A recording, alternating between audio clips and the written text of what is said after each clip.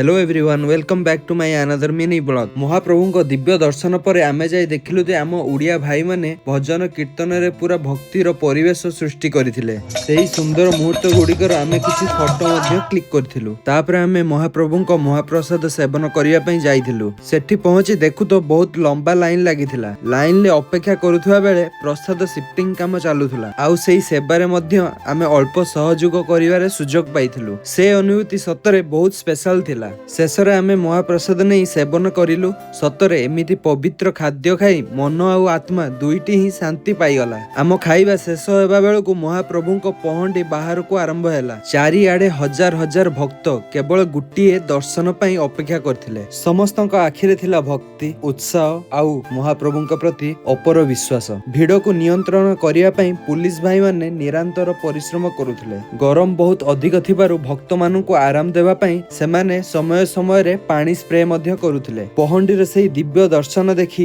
मन पूरा भक्ति रे भरी गला। सबु भक्त एका स्वर रे जय जगन्नाथ बोली ध्वनि दउथिले। आउ सबुटु अधिक खुशीर आउ आशीर्वाद रो मुहूर्त हैला महाप्रभुଙ୍କ पवित्र भोग सीधा मो हाथ रे पड़िला। मु एहाको महाप्रभुଙ୍କ विशेष कृपा आउ आशीर्वाद बोली मने करे। प्रभु जगन्नाथ समस्त ऊपर तांकर कृपा दृष्टि रखंतु। जय जगन्नाथ।